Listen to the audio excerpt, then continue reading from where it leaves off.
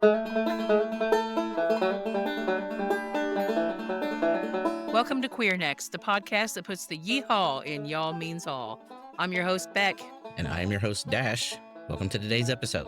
I had to dig the car out yesterday, Oh, and I don't have a shovel yet. I just forgot about winter, I guess, with all that's been going on. So I was like hacking at it with one of those scrapers. There's a scraper on one end and a brush on the other.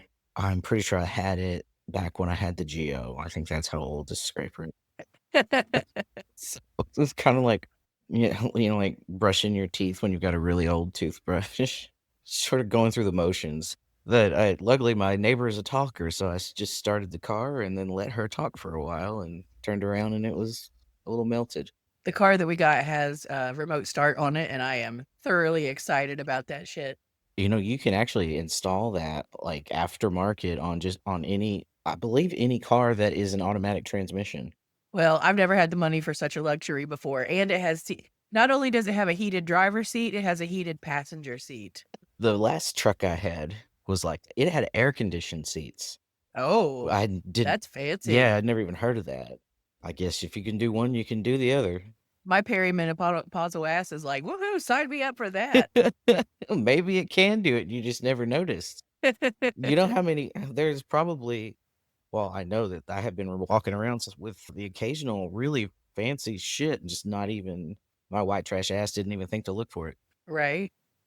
Nice things are kind of wasted on me sometimes, but Yeah, same. it is kind of, it's getting that time of year where you get to kind of, every trip is a four-wheeling trip.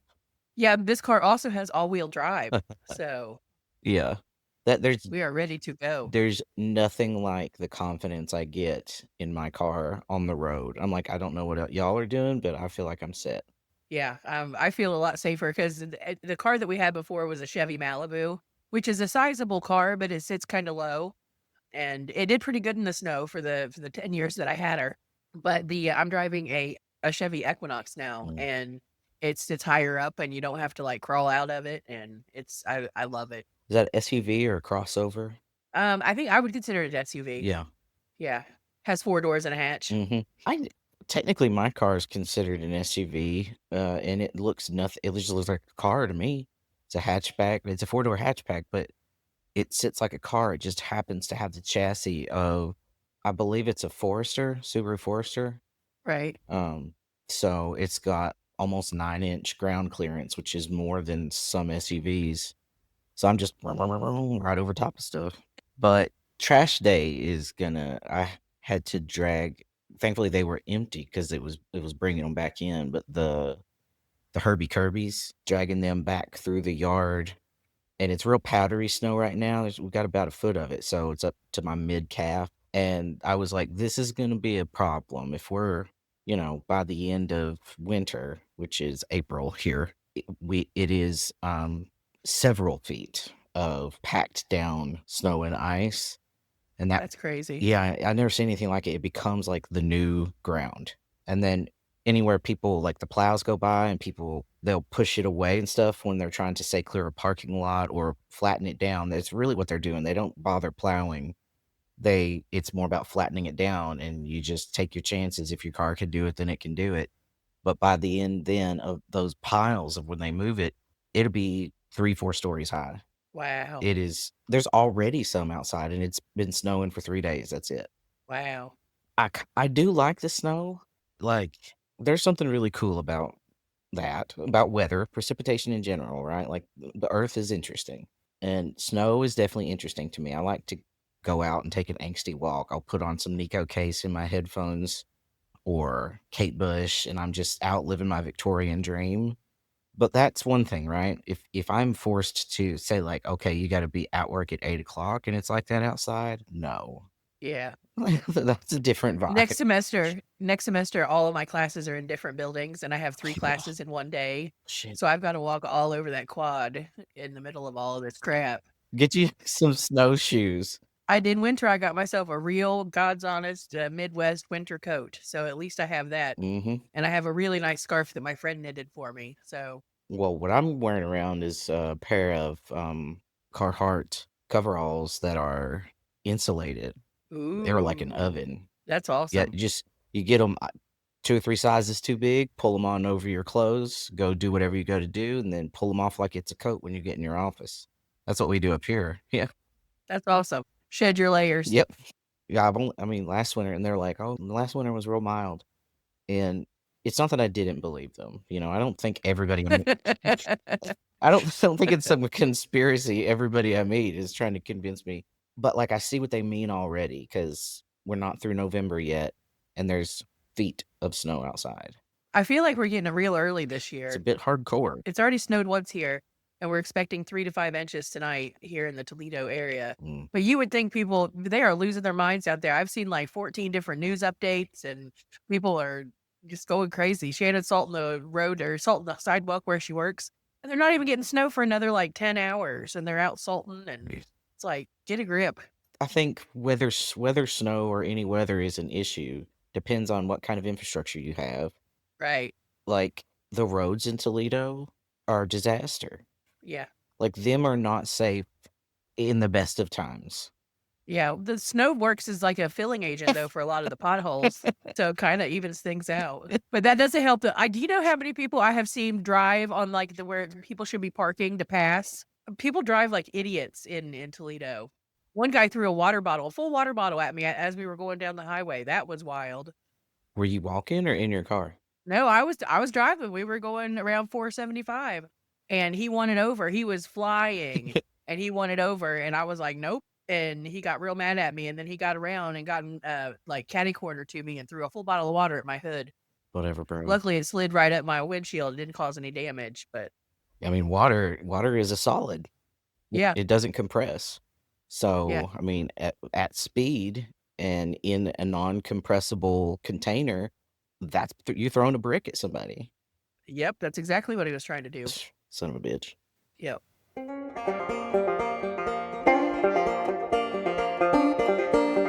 What is, like, the craziest road rage you've seen, though? Let me think, you go first. Okay. Well, I 2 come to mind. One was, like, we were at fault, and we were talking last week about how, like, that horrible time when you got a house full of teenage drivers. I was letting David practice driving us to school in the mornings. It was after we had moved up to Kentucky, so the commute was shorter.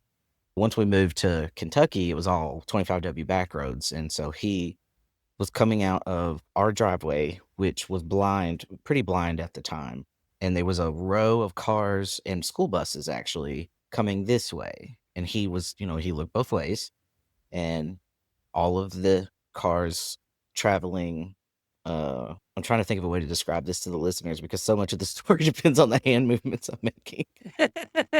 From our left to our right, that traffic had gone, and it didn't occur to him that if there was somebody coming from the other direction, from our right, he wouldn't have been able to see it because of the line of cars that had gone by, like, it would be hidden behind it, and so he pulled out, and there was somebody in a truck just redneck ass flying down 25W, and there we were in our minivan all of a sudden pulled out in front of him, and miraculously, this man stayed in control of his vehicle, swerved around us, and came to a screeching halt, kind of facing us.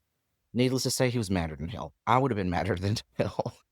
And at first, David, he was embarrassed and very apologetic, and he was trying to signal to the guy, like, "I'm so sorry, I'm sorry." And the dude was too upset to de-escalate. And then as the embarrassment mounted for David, he started to get angry and defensive. And I was like, "You're the one that fucked up. Don't you dare get in a fight right now over the fact that you were a shitty driver. Like, do you want the cops called here? For once in your life, shut the hell up." And so here we were sitting in the middle of 25W, which is a highway, Right. with them just mean mugging and shouting at each other and like cussing and throwing middle fingers. And I was like, oh my God, just let this man go about his day. You almost killed all of us. That's It's crazy. not his fault that he's mad at you. I think though, like, especially when you're that age, like every mistake you make, it's so humiliating to you. Yeah. And then to be called out on it, like in the moment when your adrenaline has spiked up, thinking back on it, I can't believe he didn't get in a fist fight. If he hadn't been with us, he probably Right. would have. Yeah. That's crazy. Well, actually, a similar thing happened in the other experience I was thinking of, but it was the opposite. It was the teenage driver that wasn't I was in the car with this girl I was dating, and we had turned left at a red light. Almost the exact same thing. It didn't occur to her that she was pulling out of a gas station there by Galaxy Bowling Alley in Richmond. And it didn't occur to her that she should take into account traffic turning left at the light coming at her as she was coming out of that. So we like slammed on the brakes and came within inches of hitting her, and she panicked. And then she was trying to get up into the light and was behind a car. So she reached a point where she couldn't go any further. So she was stopped, and here we were coming at her in a Honda. What's the big one? CRV? CRV, Yeah. yeah. And she was in a little look, I think it was a Ford Taurus or something like that. And so she knew she was at fault and became really defensive and made the most ridiculous face. She went like that. Because the girl I was with was honking at her and was like, "Oh my God," trying to warn her. And so she was like, I don't know why, but something about a child who is at fault for something that was almost dangerous throwing that petulant face at me made me want to set her hair on fire. I was like, why am I so angry about this? I'm not your mother. I shouldn't care that you're being a total fucking idiot, but well, I'm so angry at you. People are crazy. I thought of a story. We had to drive to Virginia when my dad was in hospice. And so we rented it was a really nice car. Like, I forget what it was, but it was like a 2021 in 2021. Like, I remember the coolest thing about it was it told you the speed limit. There was a little speed limit sign on the Oh, dashboard yeah. that told you as you went what the speed limit was. So we're going down through the Blue Ridge Mountains, and there's some pretty stiff hills Hmm. down through there, right? And so the speed limit was like 65, and I was already going like 75 down this mountain because it was straight down. And this car behind me is like right on my ass, right? And so I get as soon as I can, I get over into the right lane and I throw my hand up to flip the guy off. And that's when I notice he's a cop. Yeah. And he goes, whoop, whoop, whoop. Oh, no. And then he passes me. Oh, he said, I just wanted you to know. I was doing 75 into 65, and he was like trying to get me to go faster. It was like, he was so close to me, I didn't see the lights on top of his car. Wow. That's how hard he was riding my ass. Can you remember exactly how many times you've been pulled over as a driver? I've been pulled over a few times. I have a lead foot. It's not been a ton for me. I mean, it's been more than 5, but fewer than 10, I would say. Yeah, that's probably my range as well. And I think most of them were probably speeding. One was DUI, though. Uh, I regret that one a lot. I bet. Thinking back, doing something that stupid and then having to live with it, nobody was hurt, but it doesn't change the way it feels to look back on it. Um, Right. so surely I know I mean obviously I would feel worse or more guilty if someone had been hurt, but it's the mistake itself. Right. The number of people out there who are driving inebriated and don't get pulled over. And you know what did it? You know why I got pulled over is because I was being too cautious. Ah, I was driving too slow. And I thought like, okay, like I'm not going that far. It was 4th of July weekend. I was going from my friend Skip's apartment down to my apartment, and it was literally at the bottom of the hill. So it was like a quarter of a mile, and I was doing like 15 miles an hour. And they stopped me and they're like, "Do you know why we stopped you?" And I was like, "No, but you're about to find out why it was a good idea." yeah. And she goes, "Your license plate's obscured." I had left the tailgate down on my truck because we were sitting in it. Ah, And I was like, "Oh." And she goes, she said, like, "Have you been drinking?" And I said, "Yeah." And she said, "Well, would you come out here and do a sobriety test?" And I said, "You don't got to do all that. Please just take me to jail." oh wow.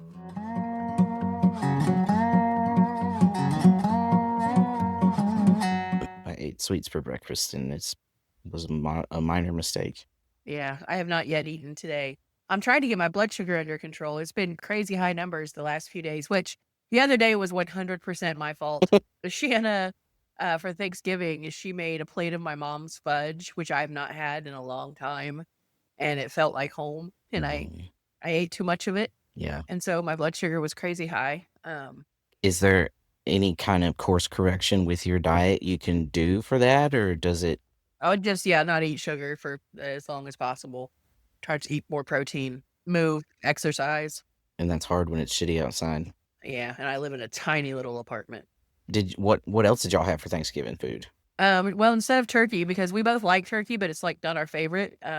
Shanna made her fried chicken, which has no right to be so good as she makes it. She makes the best fried chicken. And she made mashed potatoes and corn and candy jams and green beans. My grandmother taught her how to make green Oh beans, and so yeah, she made old-fashioned green beans, mashed potatoes with corn. We had some rolls. We had, macaroni and cheese, stuffing. nice. She also got 2 pies, but I didn't even touch those. You were like, So, I'm good. I've got my plate of fudge. yeah, pretty much. Which I do as I ate, but it was just so comforting. Yeah, Like, sometimes you just have to. yeah. This was the first Thanksgiving I think that I've not spent with my family. There might have been one during COVID, but I can't remember it very clearly. That those COVID years were, I don't know. They sort of live in a different part of my brain or my memory than everything else. Right. So I was pretty bummed. Yeah, it's hard. Hmm. I didn't even get invited to my sister's this year, so though I did get invited by my new friend that I made at Gay Book Club. He Oh, invited me over. that's awesome. Yeah. And then my other niece, said that if I wanted to drive down to Portsmouth, I was more than welcome to come down there. But, I'm not driving 250 miles for chicken. That's a bit of So, a hoof. yeah. Well, and my friends up in town, they're vegans. So I get to try all these different kinds of foods when I eat with them. There was this thing called seitan. I've heard of that before. It's a it's like made out of wheat, I think, wheat germ, and it was pretty good. And it actually had a little bit of bite to it, like real meat. And then, of course, lots of like roasted veggies and shit. So that was pretty good. The fucking drive though was terrifying because I it bet. was after the snow, and they just did that thing where they plowed it down to ice, and so I was like, it's more like sledding than driving. You just kind of hold steady, and because the roads don't curve, you just every time you bite in, happen to catch a patch of road in the ice, you course correct. Is it like the Upper Peninsula? When we went up there a couple of years ago, there were like trenches beside the main roads and there were like traffic signs. And we figured out it was for snowmobiles. Like there was a whole system of Oh, snowmobiles that ran beside the roads. Do you guys have that kind of you thing? know what? I do see the occasional sign, but I've never seen a snowmobile yet. Maybe I will this winter because I live in a house now. Last winter I was in a pretty dreadful, actually, situation, sleeping in on the floor of a dormitory on campus. It it really sucked. I was originally in a different place that had like my bed and things in it, and the pipes burst like first day of Christmas break, and it flooded. So they moved us over, and they didn't have empty space on campus, so they actually like gave me a key to this building that nobody can live in because the plumbing is so bad. So take a shower. Like by the time I was done, the water would be up past my ankles. It was Oh, wow. disgusting, and I didn't bring any of my stuff over there because I knew that I was going to move down here in March, and also it was shitty outside, and so I didn't want to be carrying my TV over there. So since it was a dorm room and it was the beds that are you can stack them, I put the mattress in the floor and then made like a little cubby under the bed, and I hung my laptop up there so I could lay there and watch movies. Um, and the cats were miserable. I was miserable. It sucked. Oh, So we got a house this winter, and they're living like that. They're in their window with their heating pads, watching it snow. It just feels so good to be able to be a good provider, you know? I feel that. All of mine are asleep around me right now. Baby's in her bed over there, and Wenda and Peter are both here on the couch. Though the heat is still off. When Shannon was cooking the other day, it got so hot we turned the heat Yeah, off. mine was a little. It was a little toasty in here. I like to I don't have great circulation right now because the pinched nerve is making it so that like blood and sensation don't get down to my legs. So I have this radiator that I'll put under the where the recliner is, where my feet stick out, and kind of toast my beans that way. But it heats the whole room up too. And so I went upstairs to do something. I came back down here, and I was like, "Good God Almighty, it's an oven down here." So we can either spin the wheel, what have you, or we could talk about movies that we want to watch because I made a Okay. list, so we could make a decision. All right. We'll do that. Let's talk about All movies. right. Yep. So I'm gonna I already found Muriel's Wedding, so we can watch that. Do you have a copy of it, or will you need to? No, I can rent it or buy it from Prime or It's actually whatever. on Pluto TV, Oh, nice. so you can watch it for free there. We can do that one first if you want to, Okay. and that'll be my blind review, so you can get some practice in. This will be your first time you're doing a review. Yeah. All right, the list I made, and if you don't hear yours, let us know. Email us. But I looked for I put everything together. So we've got Batman and Robin, and you let me know first when we go through this. You let me know if you've seen it or not. So Okay. have you seen Batman and Robin? I have not. Okay, Lost Boys. A long time ago. Like I couldn't. All I remember is about vampires, and then I've been to the beach where they filmed part of it. Oh, cool. Yeah. Well, I mean, I'll put a yes, but then you know, say it's still kind of probably murky, and it's the same for me on that one. Steel Magnolias. I've seen that one. Yes. All right. Jennifer's Body. Nope. Fried Green Tomatoes. Yep. I'm a lesbian. Of course, I've seen that movie. To Wong Fu. Thanks for everything, Julie Newmar. Yep. Seen that one. All right. Priscilla, Queen of the Desert. Nope. The Birdcage. Yes. Okay. Drop Dead Gorgeous. Not that I remember. It's got, oh, I never remember if it's Kirsten or Kristen. Oh, fuck. What's that girl's name? Dunst. Yes. And Kirstie Alley. And it's a satire, parody, dark comedy. It's one of my favorite movies of all time. Yes, I have. Is it a beauty pageant Yep. kind of thing? Yep. Yep. I've seen that. Fucking incredible Yep. movie. Yep. And the last is Tucker and Dale versus Evil. Never even heard of that one. Oh, you would love that fucking movie. Oh my god. Here, I'll read you the synopsis of it. Oh, that's a fucking Reddit post. All right. Affable hillbillies, Tucker and Dale. An ad? Would y'all stop? I gotta give you my email address to read IMDb. Come on now. All right. Affable hillbillies, Tucker and Dale, are on vacation at their dilapidated mountain cabin when they are mistaken for murderers by a group of preppy college students. That sounds interesting. It's got Tyler Labine and Alan Tudyk in it, both of whom you recognize from things, even if you can't place them. It's like basically the gag is what all those movies that are about, evil inbred rednecks that murder people in the woods. What if they were just vibing and it was y'all that fucked everything up by coming into the woods and not knowing how to survive? So it's that basically, and it is hysterical.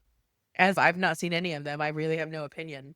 Though the one that you stated that you described, that one sounds fun. Yeah, it's pretty great. A lot of some people have described Priscilla Queen of the Desert as the Australian To Wong Fu. There's a lot of differences, though. It's also different in tone, but it is, a drag queen travelogue style story. And Batman and Robin, I think, that's the third in the series from '97.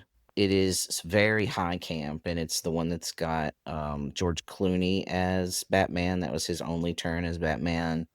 Uma Thurman as Poison Ivy, Chris O'Donnell as Robin, Alicia Silverstone as Batgirl, and of course Arnie Schwarzenegger as Mr. Freeze. And each and every one of these performances is just high, stupid camp drag, basically. Gotcha. But I've not seen a lot of superhero movies, that kind of thing. It's just not my jam. yeah, But I'm open to it. I'm not a real big fan of violence, and there's a lot of violence in those kinds of movies. there's a lot of violence in Tucker and Dale as well. If it's campy, that's different. Yeah. You know what I mean? You're gonna die laughing at every single death. That's different than like torture but on the other hand, I love Criminal Minds and shit like that.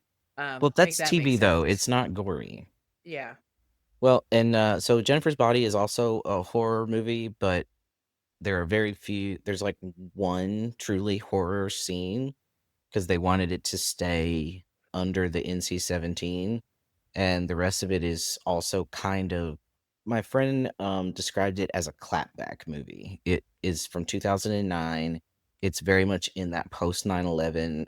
Women should be in the home. Women should be right, like building up the American ideal. Like it appeared in the midst of all of those Taming the Shrew style movies. Like How to Lose a Guy in 10 Days, The Proposal, She's Just Not That Into You, Failure to Launch. A lot of blonde white women and Sandra Bullock who learned the lesson of independence and learned the error of their ways and settled for mediocre men. Right. Knocked Up, that's another example. And so Jennifer's Body is she's a kind of monster that makes fun of that and kind of eats that whole thing up. So also a strong choice, but so I'm going to say even it's against type for you. Even our strongest contenders are two sort of comedy horror movies. I'm down with either. All right. It's going to be easier to find Jennifer's Body for you. Tucker and Dale is so indie that I couldn't find it streaming free anywhere. I know you have your ways. Maybe we could choose by which one is available. Jennifer's Body has Megan Fox and Amanda Seyfried. I never know if it's Seyfried or Seyfried. I like her a lot. She's great. Okay, well that sounds fun, and we can start with Muriel's Wedding. You want to do that for next week? Sure. What do I need to do to prepare? So what you do, you queue up the movie and you take what you know about the film already, like in regard to like what kind of style it's in, not just whether it's comedy, but because comedy is not a genre. What kind of movie is it, right? Is it camp? Is it satire? Is it playing it straight? Is it a noir? Stuff like that. And so just decide like what kind of feel is the easiest way to put that the movie has. And then I sit with my notes, right? I just get a little notepad and watch it, enjoy it, but look for things that stand out. Look for stuff that you're like, this is a thing that, for instance, makes this movie work. We'll go through plot beats, and when we hit on something that you took note of, you bring it up and then we discuss it. Okay. You get a feel for it after you do it a few times.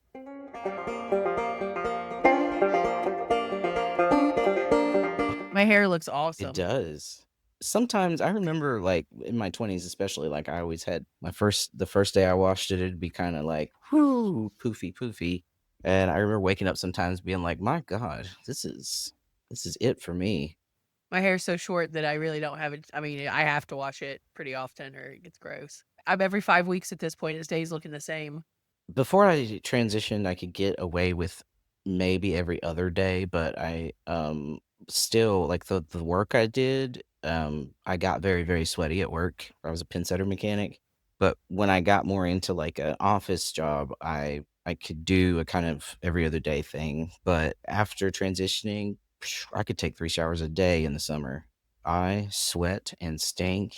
There's a bizarre biological reason why trans men are like our BO is likely to be harder to control than a cis man's. Whether or not you produce that enzyme that causes BO is determined by your genetics. And then, so if you take, and on average, women produce more of that than cis men do, but they sweat less. Huh. And it's that we all used to be identify each other by our scent, right? Identify who your mother is or your partner is by their scent. So they needed to be more pungent. But when you transition, you still have that, but you sweat so much more. If you get on like the Reddit, like the FTM Reddit or whatever, there's always threads of dudes having meltdowns of like, what do I do about this goddamn smell? I'd smell like an onion you left in the car. It's such a specific smell too. Yeah. That's one thing that I have to wear like prescription strength deodorant because I sweat so much, and that's one of the reasons I keep my hair so short is because I sweat so much. Tell the people about I sweat. Well, PCOS, you got 2 endocrine diseases basically, right? Yeah. Yeah. Pretty much. And I have Hashimoto's, which is autoimmune. Yeah. Dang, So, bro. Yeah. I got tons of fun over here. I got the letter from my insurance of the thing, like approving surgery or whatever. But with, the way medical billing works, they'll list out every single thing. And so I got a very detailed explanation of what's going to happen to me. And I was not ready to read that. Oh, wow. Because it's like 6 different procedures in one, because they got to take out a bunch of material, put in a bunch of material. And I'm like, I wish I hadn't opened this. Eek. It'll be fine. The dude's a pro. He's too big of a dick to be able to keep a job if he wasn't good at his one of the richest people I've ever talked to, honestly. And you almost respect it a little. Like, I'm just like, "Give it to me, daddy, I don't care." Like, just please God, let this be a sign that you are still employed because you're so good at what you're about to do to me. Yeah. When I was having, all the work done on my legs, I was seeing he was the chief of vascular surgery at UC at University of Cincinnati. He was kind of a dickhead. He liked me, but, like, I remember one time hearing him out in the hallway screaming, "This is not Burger King. You cannot have it your way." And, like I know those healthcare folks have got to be so sick of us sometimes, yeah, I hear that. and they can't I mean, they really can't say, "Get out of my face." They're stuck with us. This, nurse, I don't know the different kinds of nurses, but, she can be someone who's in charge of like an emergency room. Like she has enough schooling to be that kind of nurse who has been my primary care person at the hospital that's down the road from me here throughout this injury.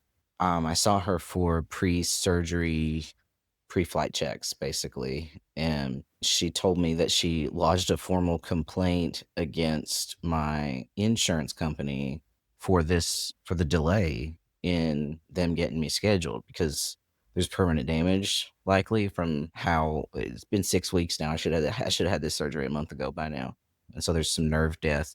And I just remember thinking, like, do you know how conflict averse Minnesotans are? Like, she must have been to get a Minnesotan to lodge a formal complaint. She must have been fit to be tied. So I was like, really? And she goes, yeah, I was really nervous about it. Like, what do you think they're gonna do? Bless your heart. Usually everything just goes right, doesn't it? Well, that's awesome that she's advocating for you. Oh yeah, she's pissed. She's like, I've never seen anything like this. I also see a nurse practitioner, and she's the best care it's the best care I've ever Isn't that gotten right? is from her. Yeah. I won't go to anybody else. Doctors are too much. I mean, honestly, mostly I have seen it's been nurse practitioners and clinical nurses and things like that. Like I've had to see quite a few specialists, but you see them once and then you go back to the person who knows everything else.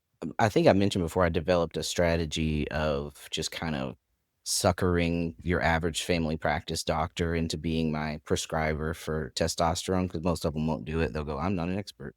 I had a gyno one time tell me they weren't an expert. I said, you are not an expert in, can I have that diploma off of your wall? Because I walked in Wow. here with the Vajuvie and you have a doctorate in Vajavy and they're not similar enough for you to be able to figure this out. Wow. I didn't say exactly that, but I did say that to him, right? I communicated that. I was like, here's what I'm hearing you say. And he was like, okay, yeah, let's do a sonogram. I don't know how often you win that argument. A lot of people wouldn't bother. A lot of people would be embarrassed or hurt or mortified, and they would say, okay, and leave and not get the treatment and die of cervical cancer in their 40s. Right? That's when I'm really bad about going to that kind of care. Hmm. My doctor recently, the lady that I see, she declined one of my prescriptions because she wants me to come in, and I've been avoiding it. That's kind of cunt, actually. Yeah. It works though because Hmm. then I come in. Right? I mean, just tell the kids now, right? We do please do your screenings. We do our best to, but we fall down sometimes, and your doctor is not like, gonna be mad at you because you skipped the last one. They just want you to come in for the next one, right? So just Right. if you fucked up, that's fine. Whatever. Call them back and say, all right, let's try this again. Like I'm 47 and have yet to have a mammogram. Like I Mm. really need to do that. But I mean, this may not be of any use, but that one didn't bother me as much. I have really big boobs Oh, though. That's what I'm worried you about. remember mine. I have triple D's. No, I didn't remember you were that big. Well, I was wearing binders, so everybody's getting so much tea on our bodies. Don't mind us. We're old Appalachians. This is what we do. But by then, I was wearing chest binders, and I would wear two at a time. I would put one on top of the other, and then put many layers of clothing over top. And so the goal, to get them as small as possible. Well, it worked because I had no idea. Hmm. But I also, because of that, was causing myself injuries, and so that was the whole reason I had to get a mammogram. But Yeah, it's got nothing on that whole other business we were talking about, right? It's over Yeah. faster, it hurts less, and it's less invasive and weird. In my experience, for me, like they Right. were even kind of respectful, right? You get to stay covered up until right before you put it in the little panini press thing, um, and then they take a picture, and then you put the other one in there, and they do that, and it's over. Put your shirt on. Yeah, I need to I don't know what other language to use, but say man up. I need to man up and go do That's it. right. So Man up and get them titties squeezed. Do it for your friends and your family. my mom had a cousin and an aunt that passed of breast cancer. Oh gosh. All right, let's Yeah. make a pledge then. What's our New Year's resolution? I'm gonna find me a gynae doctor and you're gonna get a mammogram. Okay.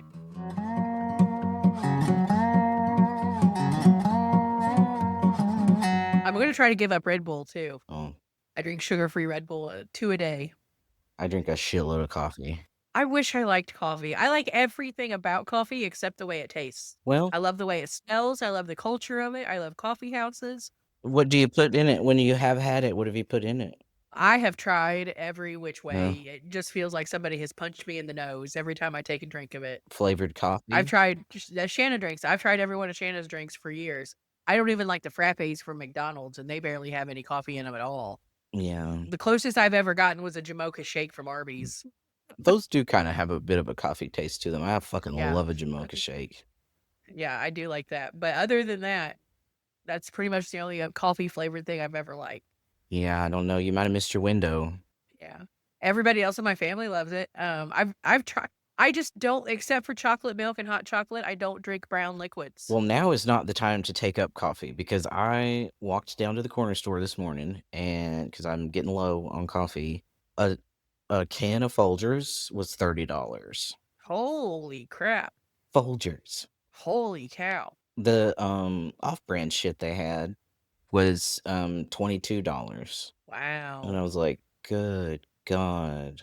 Luckily, what I happened to find, so this is Caribou coffee country out here. And I assume it's a regional thing, so everybody's very passionate about it. And Caribou and Cameron's coffee have kind of beef, and so there was some Cameron's coffee, which I like just fine, for $10. So yeah, I mean it was flavored, but whatever, it's fine. I just buy my cases of sugar free Red Bull off of Amazon. It's cheaper than going to Kroger. We could do the LaCroix. I don't like flavored waters. I like ice water. It's my favorite thing in the world to drink. So and I don't know if that makes me very boring or what, but ice water is my favorite thing in the world to drink. And the only flavor I get is the sugar free Red Bull. I don't drink lemonade. I don't drink tea. I don't drink Coke. I don't drink soda, unless I'm eating Taco Bell, and then you have to have a Mountain Dew. That's just a requirement. Or Tutors if you get Tutors, but I don't ever get Tutors. So I'm legitimately addicted to flavored seltzer. yeah, I just don't like that stuff at all. I've tried several of them. It's very I dry. Like it's totally yeah, an acquired taste. But first time I had it, I was fucking disgusted. I was like, "What is this? Who drinks this on purpose?" yeah, I didn't fall in love with it until I gave up beer. It's kind of a beer replacement for me. uh, yeah, that wouldn't be my thing at all. I don't like alcohol. Right. I was always a Mountain Dew head growing up, and I gave that up when I was in undergrad. I used to buy it by the 20 by the cube. I don't know if they still make cubes, but I used to buy it by the cube. 30 packs. It was harder to give up Mountain Dew than it was to quit smoking. Wow. Yeah. My body, because I had been drinking Mountain Dew since my aunt literally used to put it in my baby So it was bottle. the sugar dependency. Yeah. Right. And plus just the flavor, I didn't drink anything else. Yeah. And then you just give it up all of a sudden. What else? Plus all your food goes with it, and everything tastes different with that much sugar. And Well, and part of the symptomology or whatever you want to call it, pathology of ADHD is addictive behavior. It doesn't exactly have to be like I'm physically addicted to something, but ADHD just loves repetition. It feels like, okay, you're doing things correctly, you're in the groove if you're repeating something. And so for people with ADHD, quitting a repetitive thing like smoking or drinking or I don't know, Mountain Dew, it's harder. So I've noticed times when like my ADHD is really out of control. If I don't have a fucking seltzer water in the fridge, I legit feel anxious. yeah, Like where is my emotional support bubbly beverage? That's how I feel about my Red Y- Bull, 100%. Brains are stupid. They are. They very much are. Well, it's time to hear a word from our sponsor. Woohoo. This week's sponsor is dedicated to my Aunt Josie, who passed away last night. I'm so sorry. So, this episode of Queer Next is brought to you by the Old Saint of the Holler, our beloved backwoods guardian who, in life, was a Southern Baptist, but the soft kind, the casserole delivering kind, the kind who read her Bible every morning and somehow came out the other side without a drop of meanness in her. When she said she'd pray for you, it meant she intended to speak to the manager of the universe on your behalf and not to tattle on you. Oh, She passed on not too long ago, quietly, beside the terrifying hound you knew to be a reformed sinner she'd saved with just her love and encouragement. From now on, you won't be quite the same, but soon enough you'll notice birds landing closer, the breezes lingering longer, and every now and then, when you find yourself alone against some foe, you'll feel the gentle pressure of a hand on your shoulder, like she's reminding you to look both ways before crossing the road. In life, she welcomed everyone to her table. Queer kids, runaways, the neighbors feuding with their own kin. She'd feed you, bless you, send you home with Tupperware and tinfoiled treats piled high as Pentecostal hair. And now, free of the pain, she can more easily watch over the ones the world overlooks. The ones who feel alone.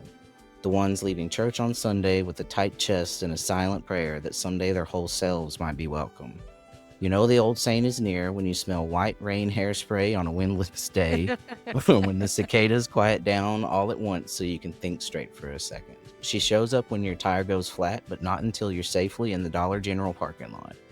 She shows up when you're scared, when you're tired, when you're trying to love yourself in a place that doesn't know how to love you back. She is never here to judge, she's here to keep watch.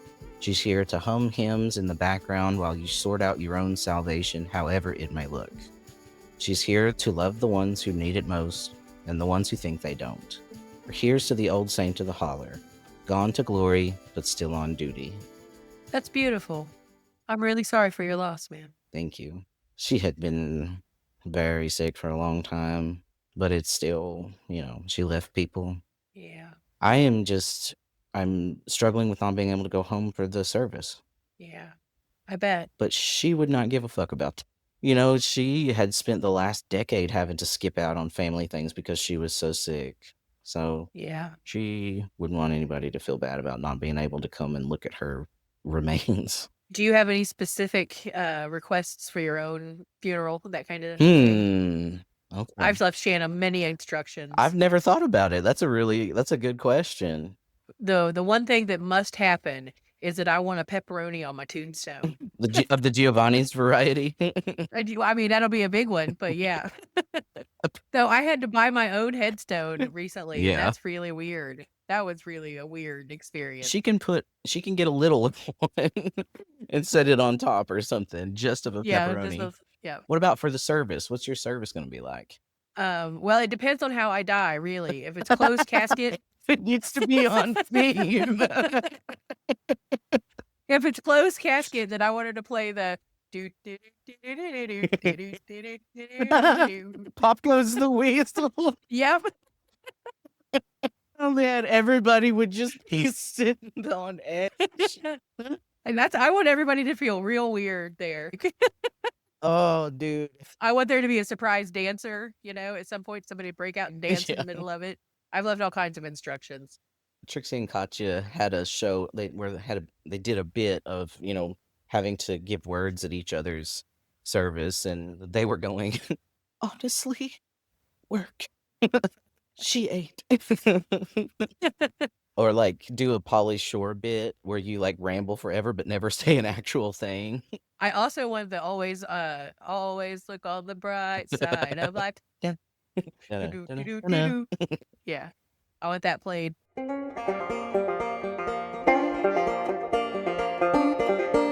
Isn't that from The Life of Brian? Yeah, exactly. I think Life of Brian is my favorite Python. Yeah, it's a good one. Just I like all of Monty Python. I couldn't get as much with The Meaning of Life. I was a little fatigued by the end of it was just like so many sketches upon sketches, and by that time I was more into their long form storytelling type stuff, Right. like Life of Brian or Holy Grail.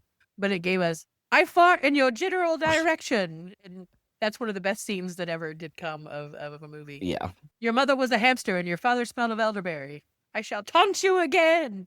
I will give you another taunting. Of course I'm French. Why else would I have this outrageous accent? That makes me think of Willie telling us about trying to teach those French kids how to say salmon.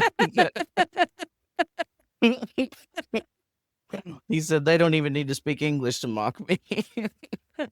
So sometimes you regret going outside. I might become a snowshoer though. I'm considering Yeah, it. Yeah. not me. Growing up on the hill that I grew up on, because we had a bridge that you had to cross to get over the creek. Hmm. And when it would snow, because we had like hill upon hill upon hill, right? And so it would snow and the water would start coming down and it would run down the driveway and it would get frozen right at the top of the driveway. So you'd come up that driveway and there'd be a half inch or a half foot of snow or of ice at the top. And they didn't have a 4-wheel drive before I was gone, Yeah. So as soon as it would snow until it was like May, when that ice would finally thaw out, you'd have to walk from the bottom of the hill all the way up to the trailer.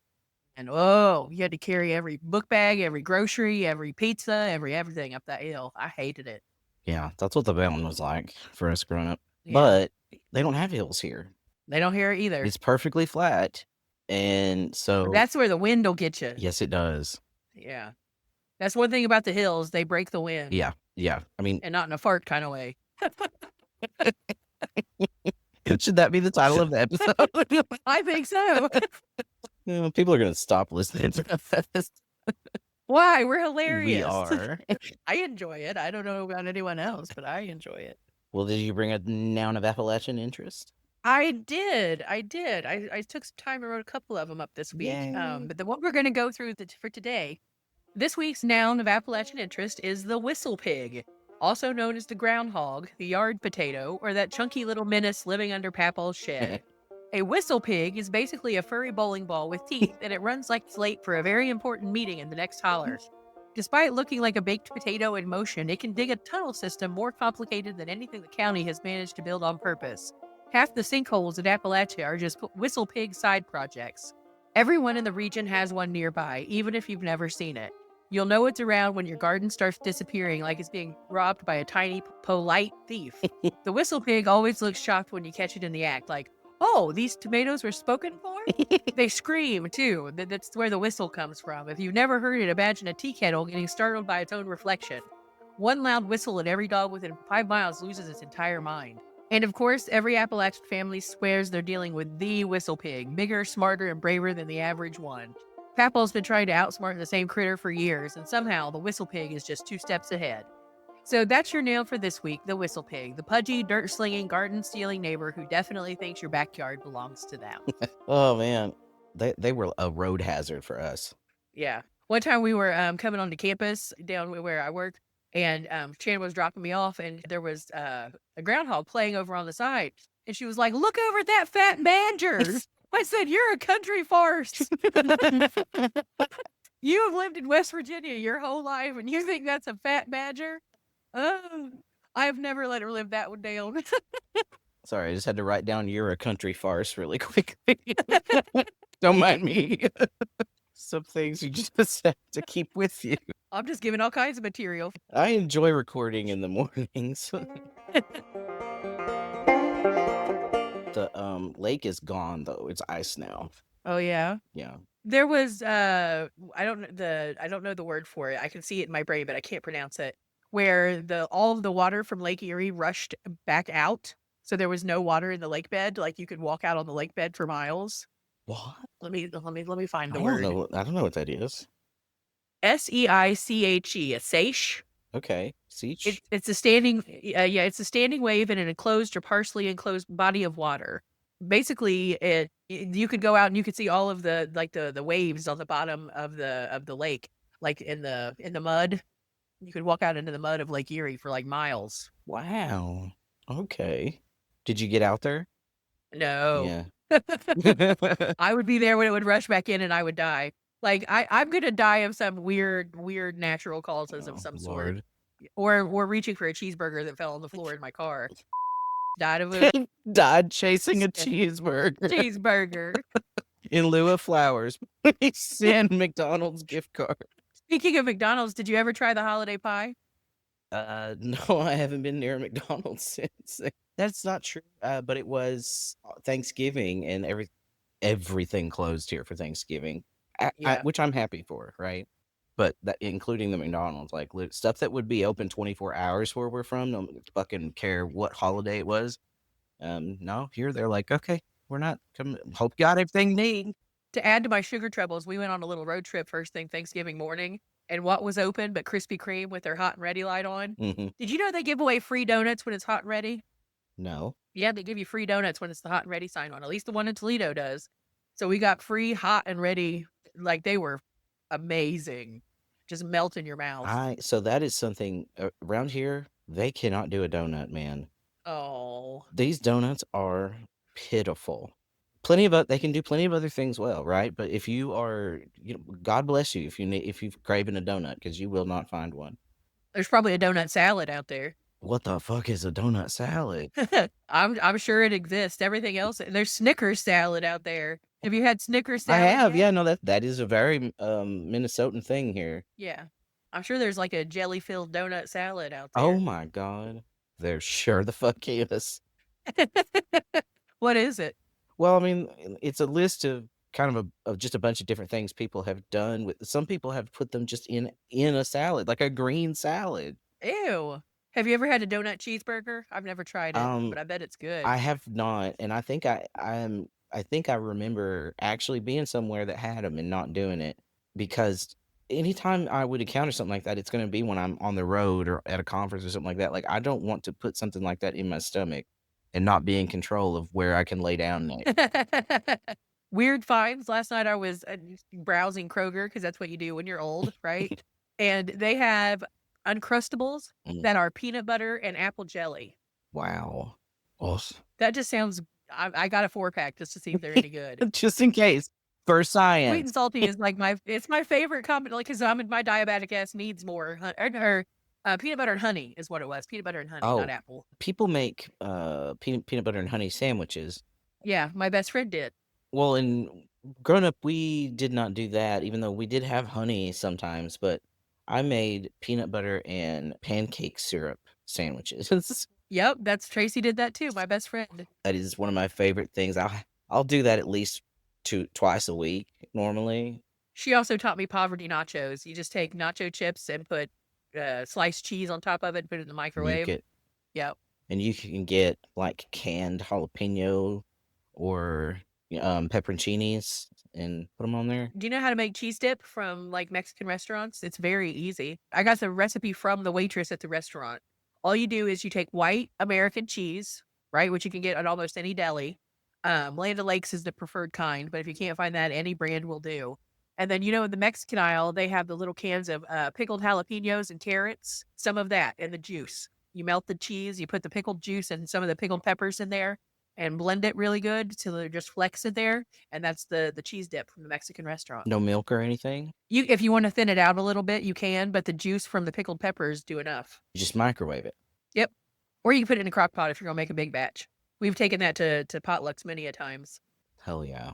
You can go to Gordon's. I don't know if you guys have Gordon's out there, but No. Gordon's Food Service, and you can get a whole block, like a 3-pound block of cheese for like $13. So for $15, you can make a whole crock pot full of cheese dip. You live on what's it called? The logistics, Civilization. the freight, like heartbeat of America. I remember living there and just being like, wow, I can have anything I want.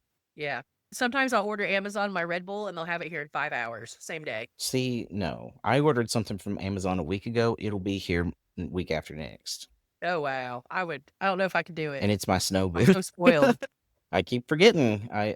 We're at opposite ends of this. Well, I'm sure somebody out there is more remote than me, right? Somebody in Alaska has to have a plane bring their shit. Right. But, of the contiguous United States, this is a lot. Yeah. I'm right in the middle of everything. Right. I remember being told that story that's why human trafficking was such a concern there. It's because of all the different freight industries. Well, that's part of it, but one of that's actually a myth. One of the Yeah. things I learned when I worked at the Rape Crisis Center, it's the fact that Toledo actually puts detectives and effort and money into resolving the issue of human trafficking and tracking it. And it's like when Trump said that if we didn't track all the COVID, Right. then COVID wouldn't be there. It's kind of the same idea. If a lot of places don't track it whatsoever, so it looks like they don't have a problem. Right. But where Toledo does, they had 8 detectives on their special victims unit when I was there, which is a lot for a town the size of Toledo. Right, like, noticed an issue and began to address it, and therefore the issue became more visible just Yeah. because that's what happens. And then they got a reputation for having such a high number Yeah. when it really is it's bad everywhere. We just track Oh, it. yeah, absolutely. You could be trafficked anywhere. And I learned something new very regularly about how it actually works. Like, have you seen the windshield wiper thing? Huh. S it's a way for them to signal that someone is alone as a woman traveling alone. If you get out of your car, say at a gas station or something like that at night or somewhere kind of remote, go in and you come back out and your windshield wipers are up, like you were going to scrape ice off or something like that, you need to call the police because that's a signal that like they should follow your car. Oh, wow. You wouldn't believe how many stories I've read of people just getting followed around in Yeah. stores, getting followed out of You can stores and see stuff the like that. footage of it. You could there is security Yeah, cam footage. yeah. It's scary being a woman. Mhm. One of the reasons I'm glad I'm bigger, so it's hard to put me in a trunk.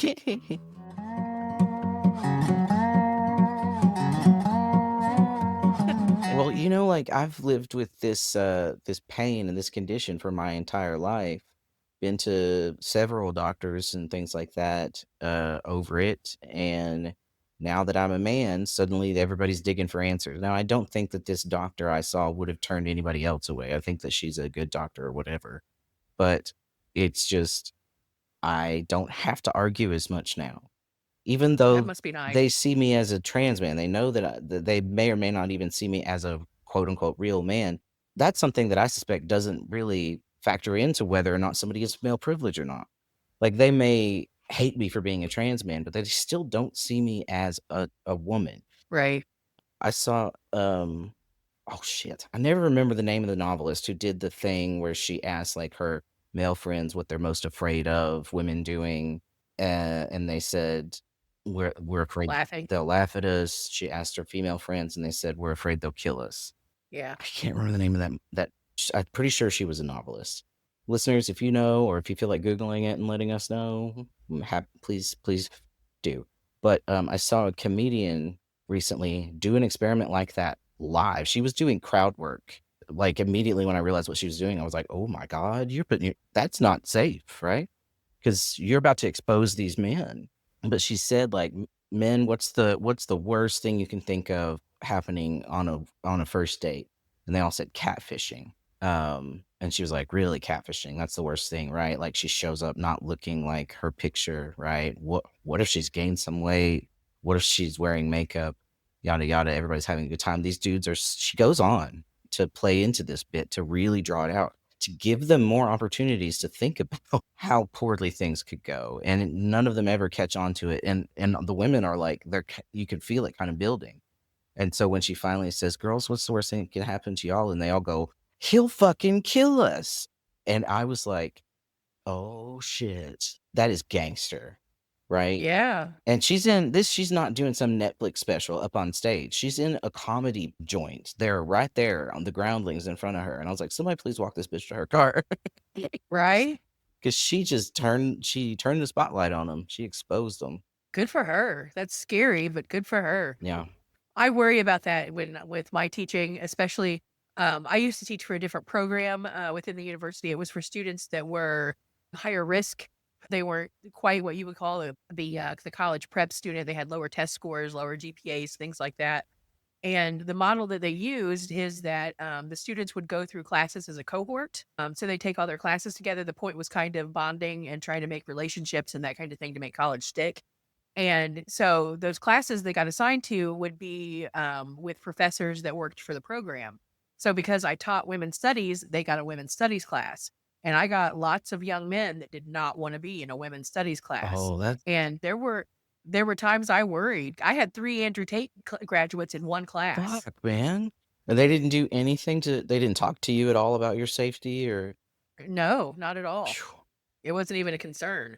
I had to do more referrals to conduct stuff at the university than I ever had to do in like one semester. I had like 4 of them. in one semester, and it takes a lot to rattle my cage. Like one of the guys we were talking about, when we talk about the third wave of feminism, we talk about how it kicks off with like the Anita Hill, Clarence Thomas hearings. And so I make them watch her testimony, right? Outside of class, because that's a 20-minute thing. It's longer than that, but the breakdown version is 20 minutes. That's what I have them watch. And this one kid came in not only like with a smirk on his face, but I was like, "So what'd you guys think?" And he said, "I thought the bitch was lying." Like that was what the first thing he said about Anita Hill, who was clearly telling the truth. And like that was a wild semester when I Mhm. had the Andrew Tate graduates. But that was a difficult program to, and plus I was getting paid as an adjunct, so I wasn't getting paid anything to do it. Yeah. There's a huge difference between main campus students and the students in that program. They just it's refreshing when people care about their grades, which they do on main campus. You don't get that as much, especially the men. The men in that program that I worked for just I'm not trying to be stereotypical, but the vast majority of them just did not care, especially about the women's studies classes. I had one kid recording my lectures under the desk with his phone and sending them to his dad. Like I had to put a special clause in my syllabus not to record my lectures because of that semester. And we were talking about this last week or week before or something like that. Like just people who come from certain spaces to higher education, they come with a set of programming Yeah. that automatically devalues the product. Yeah. And if that space is also misogynist, then it's going to go double for anybody who tries to talk to them about male privilege or white supremacy. Yep. Yep.